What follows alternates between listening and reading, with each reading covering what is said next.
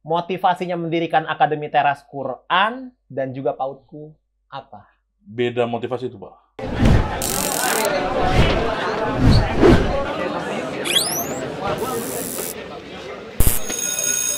Assalamualaikum warahmatullahi wabarakatuh. Jumpa lagi dengan kita di FG Talk, tayangan yang menampilkan diskusi-diskusi ringan.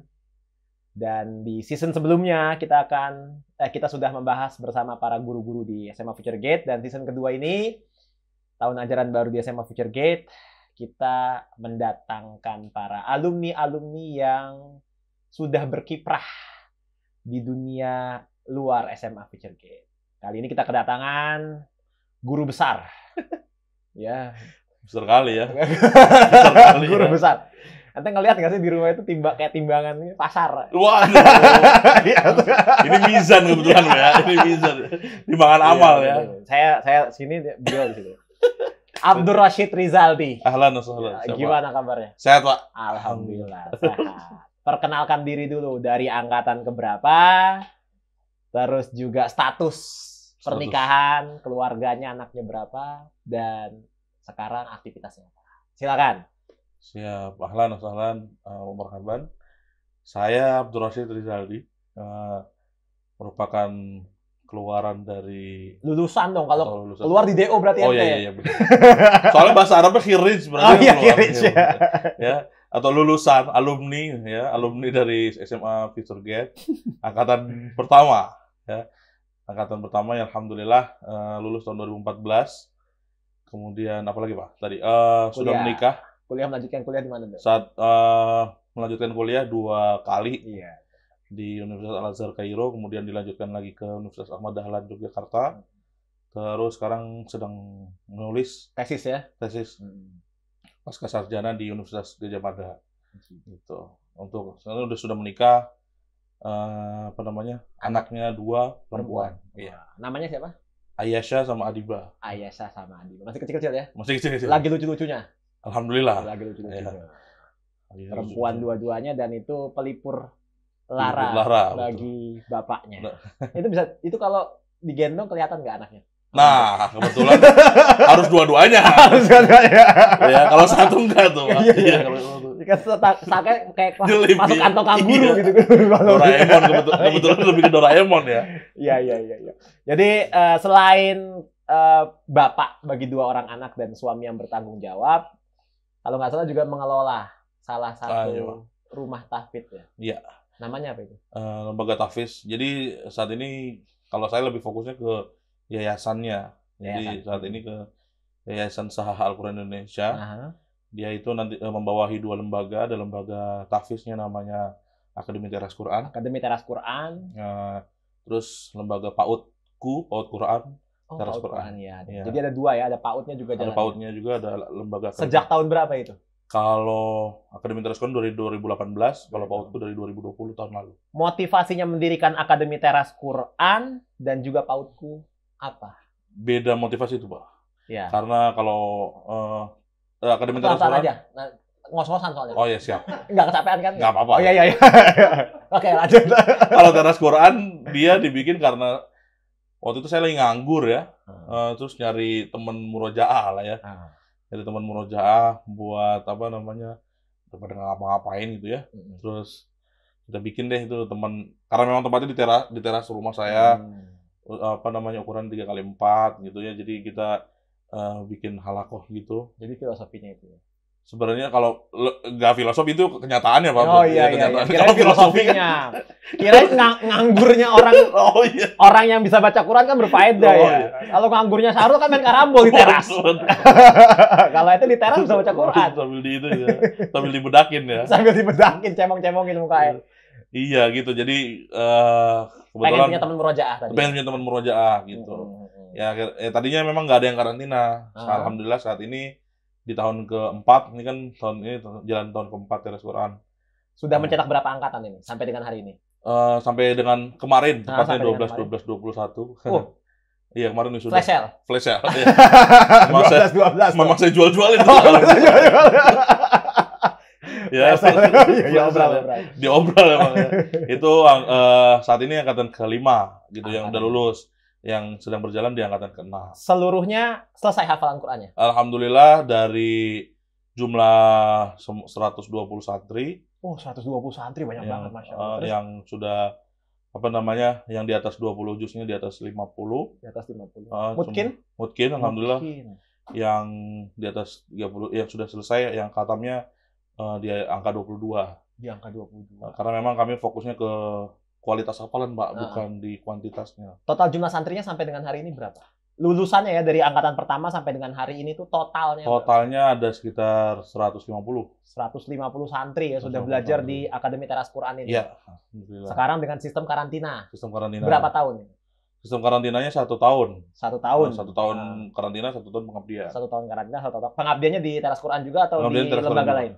Di Teras Quran juga. Itu kalau yang Akademi Teras Quran. Itu pendaftaran dibuka setiap waktu?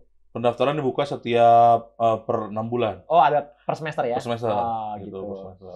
Jadi memang fokus buat menghafalkan Quran. Betul. Lalu ada PAUDku tadi ya? Ada PAUDku. PAUDku sudah jalan dari tahun 2020 kemarin? Iya, dari 2020 kemarin. Orang-orang libur pandemi nanti bikin PAUDku. Nah, itu Pak, salahnya saya. Enggak. Kebetulan enggak ya. Gitu. Jadi baru kita mulai bersih-bersihnya 2021 lah ya. 2021, makanya orang-orang lagi online nanti buka PAUDku. Salah juga saya tuh. Lagi bikin-bikin, lagi ngedekor-dekor ya kan. Ya, pandemi dia mulai. Iya. Ya kadang-kadang ada amsyongnya. Amsyongnya. Taruh Cina sama amsyong kita itu. Iya. Jadi bikin PAUD. Teman sekarang udah jalan, udah mulai ajaran baru. Sekarang masuk angkatan tahun ajaran pertama, lagi pembukaan yang angkatan kedua. Jumlah siswanya berapa sekarang? Masih di angka 16. Di angka 16. Ya, itu orang percaya semua ya? Alhamdulillah. Sama kayaknya yang nggak diterima di tempat lain kali. Daripada nggak masuk aja gitu. Nah, berarti kan sekarang mengelola yayasan. Iya. Mengelola yayasan, suka dukanya apa? Di usia 25 tahun sudah punya yayasan. Ya kan? Dan yayasannya ini besar ya di daerah Bekasi Timur. Mungkin udah masyhur ya, banyak orang tahu. Akademi Teras Quran dan PAUDku ya. Suka dukanya apa ketika mengelola yayasan? Ini single factor atau dibantu? Single factor. Mungkin pelariannya makan kan? Nah, itu kuliner, iya betul. Kuliner, iya. Betul. Jadi stres makan. Makanya begini ya kan. Oh iya. Karena memang saya sukses membesarkan yayasan dan diri saya. Gitu. Jadi biar sukses. Berarti ibu di rumah sukses ya? Istri ya? Istri sukses ya? Betul. Membesarkan mampu merawat suaminya dengan baik. Betul. Dan suka dukanya apa? Ketika mengelola yayasan di sesuatu yang memang dunia ini baru. Kan sebelumnya memang langsung buka begitu aja kan? Iya, Pak, betul. Gimana suka dukanya? Jadi cerita pertamanya memang karena saya ada ngurus lembaga dulu sebelumnya. Oke. Di tahun 2016. Nah, kemudian belajar di sana, manajemen, pendidikan dan lain sebagainya dengan basic fakultas hadis yang nggak punya manajemen pendidikan gitu. Akhirnya 2018 kita buka. Sukanya alhamdulillah sampai saat ini banyak yang bisa mendapat manfaat dari Teras Quran. Masih dipercaya oleh orang. Dan Allah Subhanahu Wa Taala tentunya. Dukanya kadang-kadang terutama warga sekitar ya. Karena memang kami ini kan dianggap beda sendiri. Dakwah Quran bersanad apalagi kesannya susah gitu ya.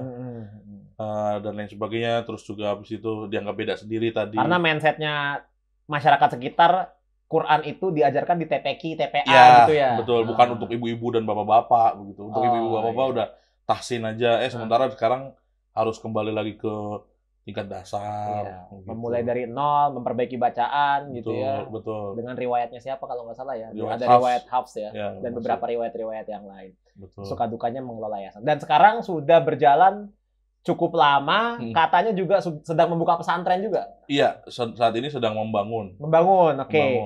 Rencananya kami sih nggak muluk-muluk ya, Pak. Tapi tahun 2023 insya Allah sudah akan membuka angkatan pertama. 2023. Di mana lokasinya tuh? Di Parung. Namanya Pondok Pesantren Teras Quran juga sama. Biar nggak bingung. Teras Quran. Oh, biar inline ya? Iya, biar inline. Matching namanya ya. Artinya ini ada rintisannya di rumah Teras Quran. Iya, betul. Big grandnya itu adalah di di Bogor. Di Bogor. Pondok Pesantren Bogor. Oke.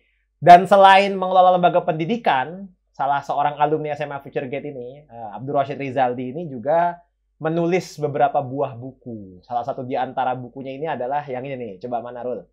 Jangan nyampe, Rul. Ya coba. In frame dong. Masuk gitu. Ini buku yang beliau tulis itu adalah Al-Mursyid for Everyone. Iya. Ya, Al-Mursyid for Everyone, metode praktis belajar membaca Al-Qur'an. Ini buku keberapa nih? Dulu sempat tulis buku kalau nggak salah, buku nikah. Iya, betul. Iya beneran, nama judulnya bukunya buku nikah. Di LRC ada kalau nggak salah ya, buku nikah. Saya punya kok di atas. Iya, saya betul. masih punya. Karena itu waktu itu pas pengen nikah, Pak, gitu ya. Biar ibu saya percaya kalau saya udah siap nikah. Ya. Jadi saya ngomongin tentang pernikahan di buku nikah itu. Iya, buku nikah keren. Sampulnya tuh kayak sampul buku nikah yang warna hijau, ada gambar Garuda Pancasila juga. Belakangnya Thailand. Iya, bisa begitu dia yang nulis buku nikah. Terus buku apa lagi? Kalau nggak salah sempat nulis lagi kan? Iya, nulis lagi. Ada ya untuk istri, cinta untuk Nadia waktu itu. Cinta untuk Nadia. Hadiah pernikahannya. Pernikahan. Buku, ya kan? Ente nikah belum udah bikin hadiah, Rul. Waduh. Hadiah apa tuh? Hadiahnya hati yang bersih katanya. Hati yang bersih adalah hadiah katanya gitu. Nah, ini buku Al-Mursyid for Everyone ini ditulis tahun berapa ini? Ini 2021 awal. 2021 awal. Ceritain dong buku ini tuh konteksnya apa? Karena anak zaman sekarang kan sering ngomong konteks. Konteksnya apa ini? Jadi saya untuk tentang tajwid ini Pak ada dua buku. Ada namanya Tajwid for Everyone. Oh iya, Tajwid for Everyone. Itu juga buku juga ya? Iya, buku. Yang kedua adalah Al-Mursyid for Everyone. Tajwid for Everyone itu lebih ke syarah jazariyah. Jadi tingkatannya sedikit lebih tinggi dibandingkan buku ini. Iya. Karena memang banyak teori dan lain sebagainya. Kemudian ada matan jazarinya juga. Nah, karena menampung banyak masukan bahwa ini buat pemula-pemula ini susah nih Ustaz kalau harus ngapalin matan. Oh iya. Harus paham teorinya panjang-panjang. Akhirnya kita buatlah yang metode praktis. Langsung sistem prakteknya saja gitu ya. Betul. Nggak ada teori-teorinya langsung dilepas banyak gitu. teori. Paling di halaman-halaman awal aja. Betul, itu pun hanya sebatas petunjuk. Ini untuk kalangan pribadi atau memang dijual untuk umum? Untuk umum. Untuk umum ya, dijual untuk umum. Nanti kalau mau mendapatkannya bisa melalui mana ini, Ustaz? Ini bisa dilihat di Instagram Teras Quran. Nanti ada Instagram Teras Quran ya, pop up ya di layar. YouTube ini. Di sini Pak, kita gangguin editor ya Pak. Terserah editor, di sini. Ya, nutupin layar juga nggak apa-apa, terserah editor dah pokoknya. Ya, terserah ya. Bayarannya kecil editor. Tadi baru terlihat Pak. Iya, jadi dia nggak bisa improve. Sekenanya dia aja, moodnya dia bagus. Kalau moodnya dia jelek gitu. Kasihan emang editor. Nah, itu jadi Al-Mursyid for Everyone. Iya. Ini buku di tahun 2021. Rencananya mau nulis buku lagi? Iya, rencananya. Sudah ada gagasan atau ide? Sudah ada. Tentang 200 kesalahan pemula dalam membaca Al-Fatihah. Kenapa memilih 200? Karena itu pertama 200 rumahnya teh. Enggak juga. Karena 300 film, Mbak ya. Oh iya. 300. Itu film lama banget ya. Iya. Gitu ya. 200 karena memang itu ada apa? Ada buku Arabnya, ada buku asli bahasa Arabnya. Ada buku bahasa Arab. Gitu. Memodifikasi aja bahasanya dan disesuaikan dengan konteks Indonesia. Oke, itu ada 200 kesalahan membaca Al-Fatihah. Iya. Nggak takut nanti orang jadi nggak baca Al-Fatihah lagi? Justru karena itu. Jadi biar baca yang lain. Maksudnya untuk memperbaiki kesalahan. Untuk memperbaiki kesalahan. Ya. Karena itu tadi kan rukun bacaan kan di surah Al-Fatihah. Iya. Gitu, untuk sholat pun itu juga dibawa, harus diperbaiki juga bacaannya. Dan itu memang problematika di umumnya masyarakat kita ya. Kesalahan-kesalahan membaca Al-Fatihah itu masih banyak beredar di mana-mana. Lagi orang Betawi, orang Jawa apalagi ya kan ngalamin ya. Orang Padang jadi ra. Gitu. Jadi itu banyak. Ini juga Zaldi ini juga termasuk siswa alumni yang mendapatkan sanad bacaan Quran ya kalau nggak salah ya. Ketika berada di Mesir dulu. Iya, sanad hafalan. Sanad hafalan. Sudah berapa sanad yang dipegang sampai dengan hari ini? Kalau sanad hafalan sih baru satu. Cuman kalau sanad tajwid dan sanad qiraah ada beberapa lah. Ada beberapa ya. Beberapa masih. Dan masih terus belajar untuk hal yang demikian. Alhamdulillah. Dan berikutnya nih karena tidak jauh-jauh dari bidang beliau yaitu menghafalkan Al-Quran dan mengajarkan Al-Quran, mungkin bisa dibagi tips-tips menghafal Al-Quran bagi pemula. Ya kalau buat pemula sih membaca Quran dulu yang baik. Iya, betul. Bukan menghafal ya. Itu jawabannya. Ya nggak apa-apa. Ya kalau gitu nggak usah ditanyain ya. Gimana kalau kita tutup aja? Udah dijawab. Jadi bukan menghafal Quran, memperbaiki bacaan Al-Quran gitu ya. Iya. Kalau menghafal Quran mah lebih banyak tipsnya ya. Iya. Ya udah, kalau gitu bagaimana tips minimal membaca Al-Quran yang baik? Setidaknya 1 atau 2? 1 ya, baik. Buat yang mungkin baru belajar banget nih, pesan daripada beberapa ulama tentang yang pertama harus diketahui adalah tentang lahan. Jadi kita nih paham dulu nih kesalahan kita baca Quran di mana.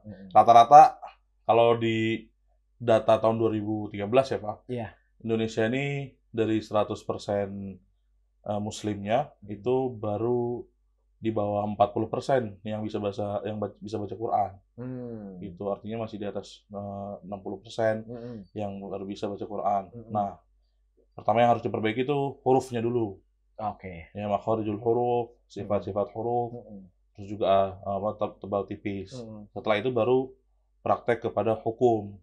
Jadi jangan hukum dulu. Kalau hukum dulu nanti kebalik. Itu ibaratnya kalau misalnya kita baru bawa motor, ya kita bisa tahu dulu ini buat ngegas, ini buat ngerem.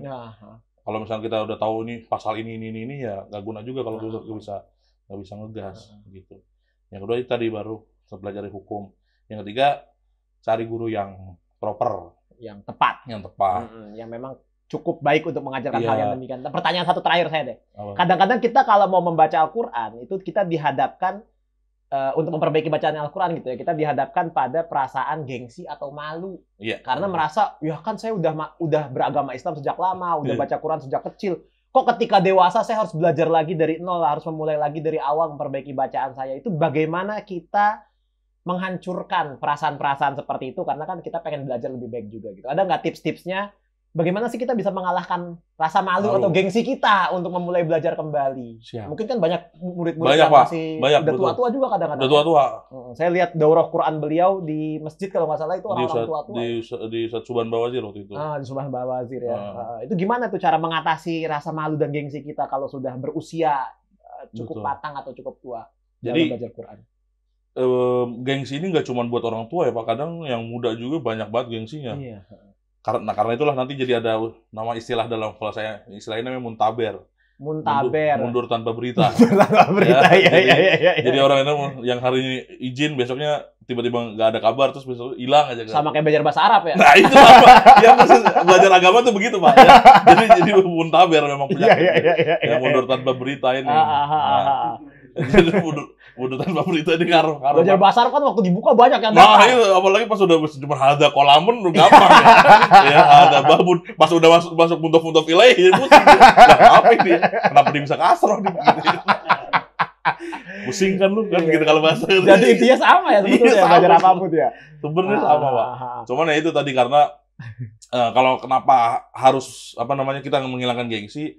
Pertama karena memang alasannya Al-Quran itu diturunkan dengan tajwid. Jadi kita nggak bisa membaca Al-Quran nggak pakai tajwid. Seenaknya sendiri nggak boleh ya? Seenaknya sendiri nggak boleh gitu. Apalagi pas-pasnya sendiri. Pasnya begini, pasnya begitu. Iya. Gitu. Apalagi bacanya sendiri gitu ya. Baca sendiri. Cepet banget khatamnya dia. Tiba-tiba dia cepet banget khatamnya. Ini one day, one juice nih. Nggak masalah sama one day, one juice-nya gitu ya. Nggak ada tendensi apa-apa nih ya. Cuman yang jadi masalah adalah one day one juice-nya gitu doang gitu ya. Jadi kemana dibacaannya? Nggak ada yang mengoreksinya gitu ya. Maksudnya nggak ada pemantauan dan yang lain sebagainya. Itulah sebabnya kenapa banyak yang kalau bisa dibilang dia bisa baca Quran, dia bisa ngafal Quran tapi nggak bisa mempraktikkan dalam kehidupan. Karena nggak ada asar dari bacaannya. Iya betul. Itu yang paling penting sih. Jadi memang ya dari orangnya sendiri harus berupaya ya, karena memang bacaan Al-Quran ini nggak boleh sembarangan. Dan dipakai di mana-mana. Ini baru satu riwayat yang dari 20 riwayat yang ada. Belum lagi nanti belajar riwayat-riwayat berikutnya itu beda lagi. Berarti memang harus ada kesadaran diri sendiri ya. Untuk tidak malu dan tidak gengsi. Oke, terima kasih Ustadz Abdul Rashid Rizaldi Abu Samah. Beliau di sini namanya Abu Samah Abdul Rashid. Mudah-mudahan Allah berikan keberkahan, kemudahan dalam menjalankan aktivitas dakwah dan pendidikannya. Amin. Khususnya dalam Akademi Teras Quran, baik yang ada di Bekasi maupun yang ada di Bogor nanti. Ya Rob, amin. Mendapatkan keberkahan dan juga manfaat yang banyak bagi umat. Karena memang walaupun banyak lembaga pendidikan dibuka, tetap tidak bisa menampung banyak orang yang ingin belajar juga kadang-kadang seperti itu. Sehingga butuh dibuka lembaga-lembaga pendidikan yang tentunya berkualitas, terjangkau, dan juga memudahkan orang untuk mendapatkan kebenaran, kebenaran baca Quran, kebenaran dan yang lain sebagainya. Terima kasih teman-teman sudah menyimak FG Talk pada season kali ini bersama dengan Abdul Rashid Rizaldi, angkatan pertama yang sudah menulis banyak buku. Beliau juga akademisi karena sampai sekarang juga menempuh pendidikan di S2. seorang bapak yang bertanggung jawab, seorang suami yang berdedikasi dan setia kepada istrinya. Amin. Aman ya. Aman ya. Aman. Kan setia kepada istrinya. Iya, saya udah khawatir nih. Nanti disemprit saya. Sama polisi YouTube. Mending bapak ya. Saya sama polisi saya. Patroli juga tuh. Iya itu. Kapolri soalnya. Oke. Baik, terima kasih Abdul Rashid Rizali. Nanti Sama-sama. kalau teman-teman yang mau dapetin buku bisa kontak di Instagramnya. Ini bukunya banyak recommended banget. Kita ada di LRC bagi teman-teman FG juga bisa dibaca nanti di sini. Demikian, terima kasih. Assalamualaikum warahmatullahi wabarakatuh. Sampai jumpa di FG Talk selanjutnya. Dadah. Dadah.